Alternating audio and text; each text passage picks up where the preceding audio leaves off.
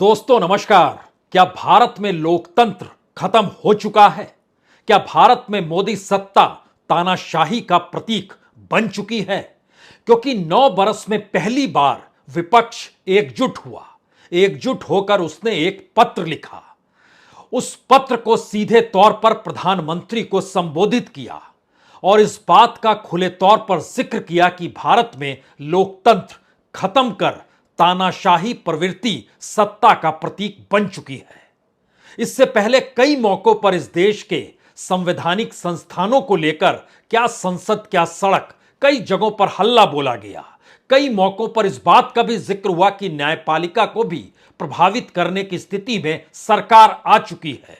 कई बार इसका जिक्र हुआ कि मीडिया को अपने साथ या अपने तले कैसे सत्ता दबा रही है। यानी इस देश में लोकतंत्र के जो भी अलग अलग खंबे हैं उनको लेकर सत्ता अपने तौर पर अपने अनुकूल परिभाषित करती है। लेकिन इससे पहले कभी भी किसी ने पत्र नहीं लिखा, खुले तौर पर जिक्र नहीं किया।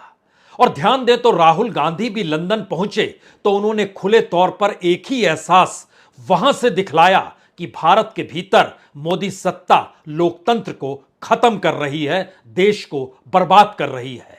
भारत के भीतर के संघवाद को भी वह खत्म कर रही है और तमाम संस्थानों को सत्ता के लिए काम करने पर मजबूर किया जा चुका है।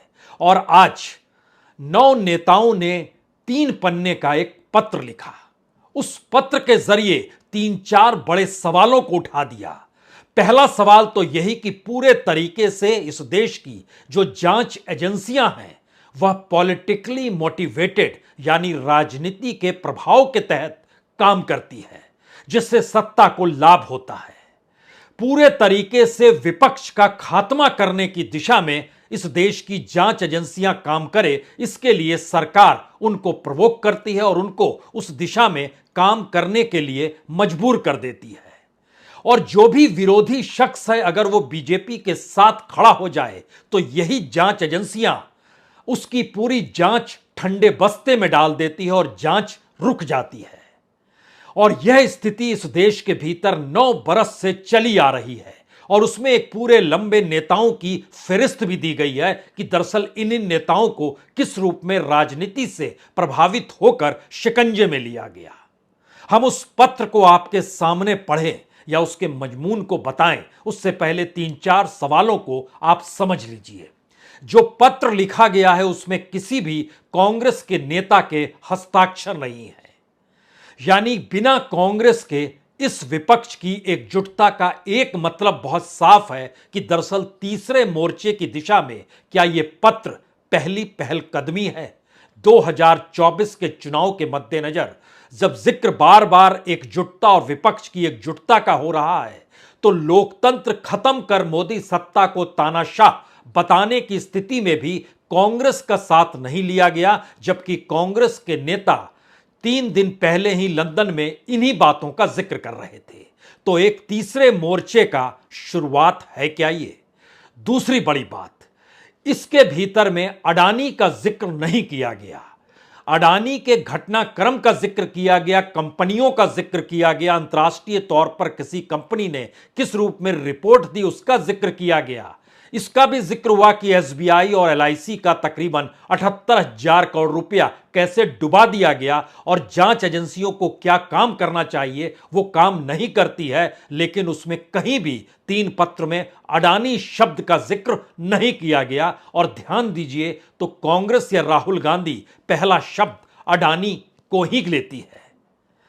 इस पत्र के मजमून की तीसरी बड़ी खासियत सब यही है कि 9 बरस में अगर पहली बार सिलसिलेवार तरीके से अलग अलग परिस्थितियों में जांच एजेंसी, इस देश के भीतर में राज्यपालों की भूमिका, इस देश के भीतर में राजनीतिक तौर पर बीजेपी की अपनी भूमिका को लेकर जो सवाल विपक्ष ने खड़ा किया है उसके संकेत बहुत साफ हैं कि 2024 का चुनाव डेमोक्रेसी वर्सेस ऑटोक्रेसी यानी लोकतंत्र बनाम तानाशाह की स्थिति में क्या अब हर कोई लाने को तैयार हो चला है। लेकिन जिन नेताओं ने हस्ताक्षर किए उन तमाम राज्यों में उनकी चुनावी जीत क्या रही, उन जगहों पर कांग्रेस की जीत क्या रही, उन जगहों पर बीजेपी की जीत क्या रही, और उन जगहों पर तीसरा मोर्चा अगर बन जाता है तो क्या वाकई यह तीसरे मोर्चे के लिए लाभदायक स्थिति है, या फिर इसके ठीक उलट। दो तीन बातें और महत्वपूर्ण इसी दौर में निकली है। अगर सरकार ऑटोक्रेसी के साथ यानी तानाशाही के साथ चल रही है तो जिन्होंने हस्ताक्षर किया है उनकी गिरफ्तारी कभी भी हो सकती है, क्योंकि उनके खिलाफ ईडी के तमाम मामले दर्ज हैं, सीबीआई के तमाम मामले दर्ज हैं उन नेताओं के ऊपर। और छत्रपों की गिरफ्तारी करने से कुछ आहट होती नहीं है, यह संदेश चाहे थर्ड फ्रंट बनते हुए विपक्षी दलों के भीतर मनीष सिसोदिया की गिरफ्तारी के साथ उभरा, या मनीष सिसोदिया की गिरफ्तारी को लेकर हथियार बनाया गया, लेकिन दो सत्य साथ है कि कांग्रेस के भीतर गांधी परिवार, उसके जरिए निजी आरोप उन पर नहीं है, हेराल्ड के जरिए आरोप है। लेकिन दूसरे तरफ क्षत्रप नेताओं जिन्हों के हस्ताक्षर हैं उनको सरकार जब चाहे तब गिरफ्तार कर सकती है, क्योंकि उनके खिलाफ मामले हैं। आइए एक एक करके हर पन्ने को आज खोलने की जरूरत है, और इसको जरा समझना इसलिए भी जरूरी है क्योंकि 9 बरस में पहली बार सीधे तौर पर लिखा गया कि हम लोकतंत्र से तानाशाही में बदल रहे हैं। इस पत्र के मजमून पर जिन्होंने हस्ताक्षर किया है उसमें ममता बनर्जी है, उसमें अखिलेश यादव हैं, उसमें चंद्रशेखर राव हैं, उसमें तेजस्वी यादव हैं, उसमें उद्धव ठाकरे हैं, उसमें फारूक अब्दुल्ला हैं, उसमें शरद पवार हैं, उसमें भगवंत मान हैं और अरविंद केजरीवाल हैं। दिल्ली और पंजाब के मुख्यमंत्री यानी एक ही पॉलिटिकल पार्टी, बाकी तमाम जगहों पर पश्चिम बंगाल, उत्तर प्रदेश, तेलंगाना, बिहार, महाराष्ट्र और जम्मू कश्मीर, इन राज्यों की घेराबंदी है। हम उस तीसरे मोर्चे पर आए, पहले उस पत्र के मजमून को समझिए जिसमें साफ तौर पर लिखा गया कि विपक्षी नेताओं के खिलाफ केंद्रीय एजेंसियों का मनमाना इस्तेमाल यह दिखाता है कि हम एक लोकतंत्र से तानाशाही में तब्दील हो गए हैं। और इसका आधार मनीष सिसोदिया की गिरफ्तारी को यह कहकर बताया गया कि लंबी तलाशी के बाद 26 फरवरी 2023 को मनीष सिसोदिया को सीबीआई ने गिरफ्तार कर लिया। कथित तौर पर गड़बड़ी के आरोप में यह गिरफ्तारी की गई, वह भी बिना कोई सबूत पाए हुए। इसमें इसका और जिक्र किया जाता है कि आरोप कोई नहीं है, सारे आरोप बेबुनियाद हैं, राजनीतिक षड्यंत्र के तहत कार्रवाई की गई है। और इस गिरफ्तारी ने पूरे देश के आवाम को गुस्से में भर दिया। दुनिया भर में मनीष सिसोदिया दिल्ली स्कूल एजुकेशन में बदलाव के लिए जाने जाते हैं, और उनकी गिरफ्तारी को दुनिया भर में बदले की भावना से की गई राजनीतिक कार्रवाई के उदाहरण के तौर पर देखा जा रहा है। इससे यह बात पुष्ट होती है कि जिसके बारे में पूरी दुनिया आशंकित है कि भाजपा के तानाशाही शासन के दौरान भारत के लोकतांत्रिक मूल्य खतरे में है। कमोवेश इसी बात का इस गिरफ्तारी से हटकर राहुल गांधी ने कैम्ब्रिज यूनिवर्सिटी में अपने भाषण में जो जिक्र किया था उसमें उन्होंने जासूसी और संघवाद को लेकर सरकार को कटघरे में खड़ा किया था। लेकिन यहां से 2-3 सवाल और निकलने चाहिए, क्योंकि जब जिक्र सरकार की तानाशाही का है तो उसमें एक क्षण के लिए हमको लगता है जासूसी वाले हिस्से को भी ले आकर आप खड़ा कर दीजिए, जिसका जिक्र राहुल गांधी ने किया था। यह इसलिए महत्वपूर्ण है क्योंकि उन्होंने जब वहां कहा तो यहां पर बीजेपी के मंत्री यानी मोदी कैबिनेट के मिनिस्टर्स तक ने कहा, उन्होंने अपना टेलीफोन क्यों नहीं दिया था सुप्रीम कोर्ट को जब जांच हो रही थी। हमें लगता है कि आज उन पन्नों को भी खोलने की जरूरत है। ये पन्ने इसलिए खुलने चाहिए क्योंकि 18 जुलाई 2021 को पेगासस के मामले का खुलासा हुआ। मामला सुप्रीम कोर्ट में चला गया और 27 अक्टूबर 2021 को सुप्रीम कोर्ट ने कहा कि हर बार राष्ट्रीय सुरक्षा का हवाला देकर सरकार फ्री पास नहीं ले सकती। सुप्रीम कोर्ट ने गहन जांच के लिए एक समिति नियुक्त की है और समिति में 3 तकनीकी सदस्य और इसकी निगरानी रिटायर्ड जज जस्टिस RV रविंद्रन करेंगे। यह 3 महीने बाद की घटना है जब इस बात का जिक्र किया गया कि हर बार सरकार राष्ट्रीय सुरक्षा का जिक्र क्यों करती है। अब आप देखिए, जब फैसला देते हैं चीफ जस्टिस रमन्ना, उस वक्त 27 अगस्त को वो रिटायर हो रहे हैं और 26 अगस्त को फैसला देते हैं। उस फैसले में क्या लिखा हुआ है कि फोन में स्पाईवेयर के उपयोग पर कोई निर्णायक सबूत नहीं मिला, केंद्र सरकार ने पैनल के साथ सहयोग नहीं किया। यह इसका छोटा सा मजमून है, लेकिन इस मजमून को जब आप बड़ा करेंगे तो जो समिति ने निष्कर्ष निकाला, पहले आप उसको सुन लीजिए, फिर आप समझ पाएंगे लोकतंत्र है या तानाशाही है और जासूसी का मसला क्यों महत्वपूर्ण था, जिसका जिक्र राहुल गांधी कैम्ब्रिज में कर गए। उन्होंने कहा कि दरअसल समिति का निष्कर्ष इस दौर में जो हमने निकाला, सुप्रीम कोर्ट के तमाम डॉक्यूमेंट से हमारी टीम ने निकाला, उसमें बहुत साफ तौर पर लिखा गया कि सरकार ने जांच में सहयोग करने से इनकार कर दिया, बार बार राष्ट्रीय सुरक्षा का हवाला दिया और सुप्रीम कोर्ट ने विशिष्ट विवरण नहीं मांगे थे, सिर्फ पूछा इस्तेमाल किया या नहीं किया। लेकिन सरकार ने हर बार जवाब देने से इनकार तो दूर, सुप्रीम कोर्ट के किसी भी सवाल का जवाब गंभीरता के साथ नहीं दिया। और जो कमेटी बैठी थी उसने जानकारी दी कि जो 29 फोन उसके पास आए थे उसमें 5 फोन में मैलवेयर का जिक्र था और यही सवाल पूछा जा रहा था कि दरअसल आपने इसका इस्तेमाल किया या नहीं किया। पेगासस नहीं बल्कि मैलवेयर था, लेकिन राष्ट्रीय सुरक्षा का जिक्र कर सुप्रीम कोर्ट को भी दरकिनार कर दिया गया। और एक सवाल यहां पर सबसे बड़ा यही निकल कर आया जो शायद लोकतंत्र और तानाशाही के बीच इस देश की परिस्थितियों को खड़ा करता है कि नागरिक और संवैधानिक अधिकारों का संभावित तौर पर गंभीर उल्लंघन हुआ। यह जासूसी वाले पूरी सुनवाई के दौर में नजर आया और नागरिक इस उल्लंघन का उपाय खोजने के लिए सुप्रीम कोर्ट गया और सरकार ने सहयोग से इनकार कर दिया। यहां पर एक दूसरा सवाल है, अगर कोई नागरिक पुलिस जांच में सहयोग करने से इनकार कर दे या अदालत या उसकी निगरानी वाली जांच के साथ ना खड़ा हो, तो परिणाम किसी भी नागरिक के लिए कितने खतरनाक होंगे। कानून के सामने सत्ता, सरकार, आम नागरिक सभी बराबर होते हैं, लेकिन यहां बराबर की स्थिति नहीं थी। दूसरा सवाल था कि कानून के ऊपर अगर सरकार जवाब नहीं दे रही है तो क्या यह लोकतंत्र है? क्योंकि अदालत ने अगर दबाव नहीं डाला तो दूसरा सवाल यह भी निकला कि सुप्रीम कोर्ट ने इसके बाद उस पूरे मामले को ठंडे बस्ते में डाल दिया, तो क्या उसने खुद को कमजोर नहीं किया? क्योंकि सिर्फ नोट लिख के सरकार ने उसकी समिति के साथ सहयोग नहीं किया, यह संकेत बहुत साफ है कि गंभीर नागरिक अधिकारों का उल्लंघन के अदालती अनिवार्य जांच के साथ सहयोग वैकल्पिक है। तो यह भविष्य के लिए सत्ता को ग्रीन सिग्नल तो नहीं है कि आप मनमर्जी कर सकते हैं। इसीलिए इस परिस्थिति के बाद दोबारा लौटिए इस पत्र को जो आज 3 पन्नों का लिखा गया, उसमें बहुत साफ तौर पर 9 बरस में कोई पत्र नहीं लिखा गया, लेकिन इस पत्र में लिखा गया कि आपके शासन में 2014 से अब तक जितने राजनेताओं की गिरफ्तारी हुई, छापे मारे गए या पूछताछ हुई, उनमें ज्यादातर विपक्षी नेता हैं।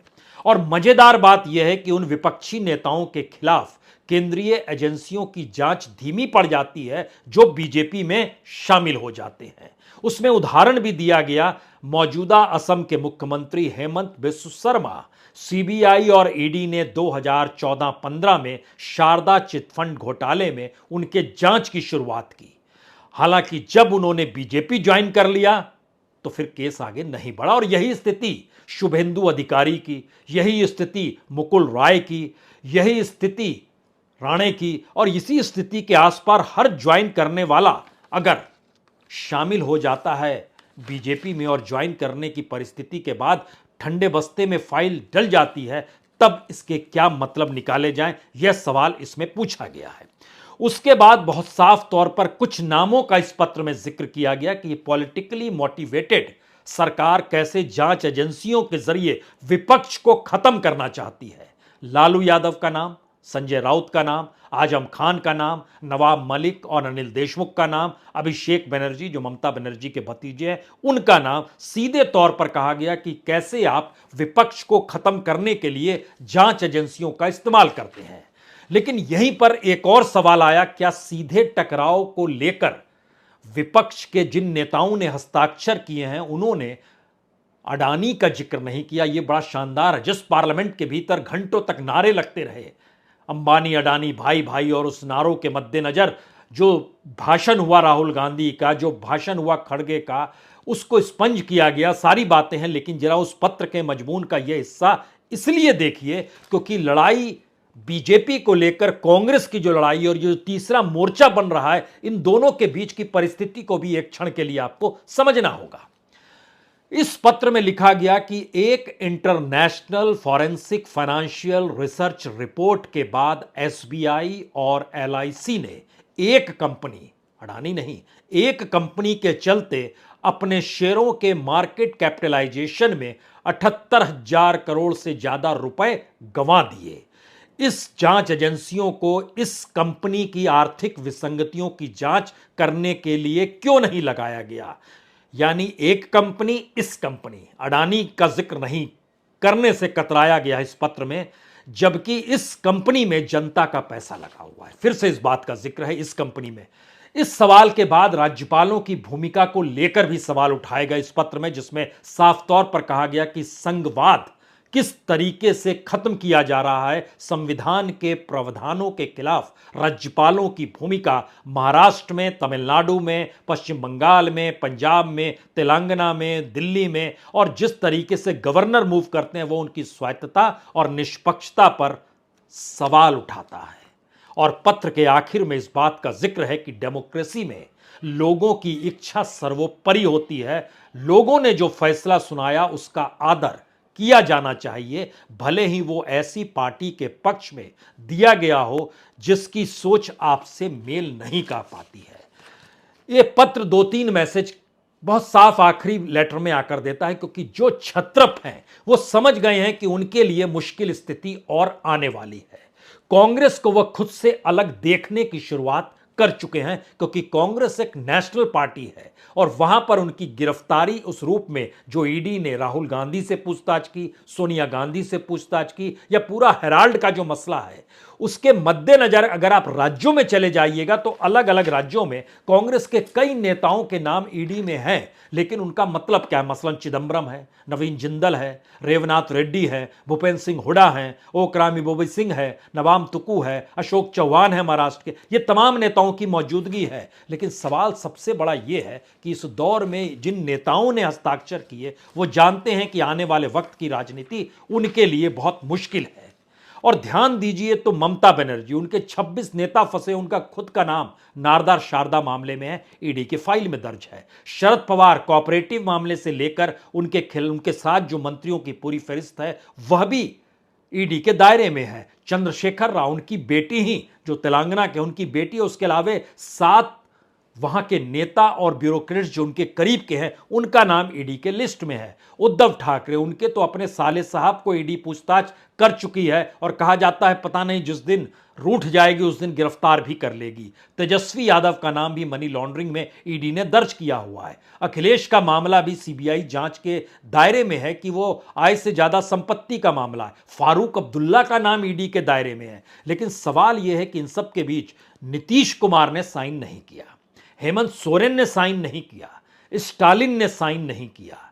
एक भूमिका में है नीतीश कुमार अपने तौर पर इस देश की राजनीति को विपक्ष की एकजुटता के साथ खड़ा करने में, जहां कोई तीसरा मोर्चा ना बने बल्कि विपक्ष एकजुटता के साथ आकर खड़ा हो जाए। और नीतीश कुमार के खिलाफ कोई ऐसा बड़ा मामला भी नहीं है। हालांकि एक घोटाले का जिक्र उनको लेकर जरूर है वहां पर, लेकिन वह ईडी के लिस्ट में अभी तक नाम नहीं आया है।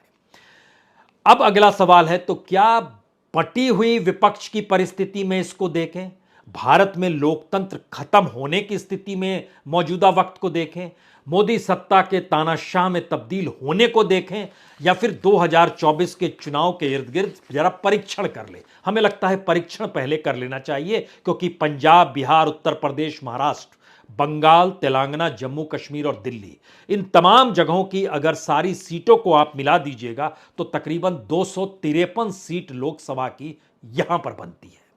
इस 253 में से बीजेपी ने 136 सीटें जीते हासिल की है। और ये जो थर्ड फ्रंट की दिशा में हम जो नामों का जिक्र आपसे कर रहे थे कि इन्होंने हस्ताक्षर किए हैं, इनके पास 61 सीट है, 61 सीट। कांग्रेस की हालत यहां पर खस्ता है, उसके पास महज 16 सीट है। अब सवाल यह है कि क्या यह तीसरा मोर्चा 2024 में मोदी को डिगाने की स्थिति में ला सकता है, या जिन सवालों को राहुल गांधी और कांग्रेस लगातार संसद के भीतर बाहर और देश के भीतर और बाहर उठा रहे हैं, उसमें उनके सामने एक मुश्किल थी कि अगर उन्होंने इस मुद्दे पर कुंडली मार ली और मनीष सिसोदिया की गिरफ्तारी को अगर अपने तौर पर अपने साथ जोड़ते हुए नहीं उठाया, तो फिर आने वाले वक्त में उनकी राजनीति का डब्बा कभी भी गोल हो सकता है, क्योंकि हर किसी को दिखाई देने लगा है जो क्षत्रप है कि आने वाले वक्त में उसकी पॉलिटिकल पार्टी के सामने मुश्किल आने वाली है। मुश्किल अभी तक पॉलिटिकल फंडिंग को लेकर थी, मुश्किल अभी तक फंडिंग ना होने की वजह से संगठन को संभालने को लेकर थी, और मुश्किल यह भी थी कि विपक्ष की एकजुटता उस दिशा में नहीं थी जहां पे सबकी अपनी अपनी राजनीतिक जरूरतें एक दूसरे से अलग करती थी। अब यहां पर जो बड़ा सवाल निकल कर आ रहा है, उसमें लगता है हमको दो तीन चीज और शायद इसमें बतानी चाहिए। जिस संघवाद का जिक्र किया गया यहां पर, उसमें राज्यपाल का जिक्र किया, और जो राहुल गांधी ने वहां पर किया उसमें कहा भारत राज्यों का संघ है, भारत में धार्मिक विविधता है, भारत में सिख मुस्लिम ईसाई सभी हैं, लेकिन मोदी उन्हें दूसरे दर्जे का नागरिक समझते हैं। मैं इससे सहमत नहीं हूं। जब आपका विरोध इतना बुनियादी हो तो फर्क नहीं पड़ता। आप दो तीन नीतियों से सहमत हो सकते हैं। दो तीन नीतियों से सहमत होने का भी उन्होंने खुलासा किया था कि शायद महिलाओं को गैस सिलेंडर देना, लोगों के बैंक अकाउंट खुलवाना अच्छा कदम है। ऐसे कदम को गलत नहीं कहा जा सकता है, लेकिन मेरे विचार में मोदी भारत की बनावट को बर्बाद कर रहे हैं। वो भारत पर एक ऐसा विचार थोप रहे हैं जिसे भारत स्वीकार नहीं कर सकता है। इन दोनों विरोध की परिस्थितियों में कुछ बात और आखिर में साफ होनी चाहिए। क्या अंतर्राष्ट्रीय तौर पर जिस भूमिका में राहुल गांधी और देश के भीतर जिस भूमिका में समूचा विपक्ष आकर खड़ा हो गया, क्या इससे अनभिज्ञ है मोदी सत्ता? बिल्कुल नहीं। और अगर वो अनभिज्ञ नहीं है तो क्या उसका ये राजनीतिक पैटर्न है जहां पर अपने अनुसार अपने अनुकूल परिस्थितियों को दिखाना, और जिस हिसाब से मीडिया या इस देश के भीतर में तमाम संस्थानों को और न्यायपालिका को भी प्रभावित करने की परिस्थिति लाकर खड़ी की गई, और उसमें विरोधियों के खिलाफ पड़ते हुए छापे, जांच, ईडी की पूरी रिपोर्ट, और ईडी ने ये सारे नाम जो हम नाम पढ़ते हैं वो सारे नाम सुप्रीम कोर्ट में सौंपे हुए हैं, और सुप्रीम कोर्ट ने अपने तौर पर कहा हुआ है कि आप कार्रवाई कीजिए, और उसी सुप्रीम कोर्ट ने ईडी को इसकी भी इजाजत दी हुई है कि 1 साल तक आप किसी को भी गिरफ्तार कर सकते हैं। तो अभी मार्च का महीना चल रहा है और अगले मार्च में नोटिफिकेशन होगा 2024 के चुनाव को लेकर। तो क्या यह एक राजनीतिक परिस्थिति भर है, या आखिरी सांसें लेता हुआ विपक्ष अब यह समझ गया है, और खास तौर से छत्रपों की कतार, जो लिस्ट आखिर में हमने नामों की पढ़ी, उस नाम को एक बार फिर इसलिए सुन लीजिए क्योंकि इन नामों के जरिए आप समझ पाएंगे कि दरअसल इनकी महत्ता महाराष्ट्र के भीतर उद्धव ठाकरे और शरद पवार, दिल्ली और पंजाब में केजरीवाल और भगवंत मान, बिहार में तेजस्वी यादव नीतीश नहीं है, उत्तर प्रदेश में अखिलेश यादव मायावती साथ नहीं है, तेलंगाना में चंद्रशेखर राव, जम्मू कश्मीर में फारूक अब्दुल्ला, वहां पर भी दूसरी पॉलिटिकल पार्टी साथ नहीं खड़ी है, महबूबा मुफ्ती साथ नहीं खड़ी है। ये परिस्थितियां बतलाती है कि 2024 की दिशा में विपक्ष के बढ़ते हुए कदम अब किसी भी हमले को करने को तैयार है, या राजनीतिक तौर पर बड़े निर्णय की दिशा में बढ़ना चाहते हैं। दूसरा सवाल, जो आरोपों की फहरिस्त इस देश के भीतर में कानून के दायरे में है, उसमें अगर बीजेपी के 2-4 नेताओं को जेल में डाल देते हैं नरेंद्र मोदी, तो उसके बाद विपक्ष का ये पूरा मामला कहीं तहस-नहस तो नहीं हो जाएगा? उनको बचाया जा रहा है, ये फैक्ट है। 2024 में अगर ये मुद्दा बन जाता है तो क्या फर्क पड़ता है, कुछ बीजेपी के नेता भी जेल चले जाएं और पूरा का पूरा विपक्ष भी जेल चला जाए? ऐसी स्थिति बन सकती है। इन दोनों परिस्थिति से हटकर जो लोगों से जुड़ा हुआ सवाल है वह लोकतंत्र का है।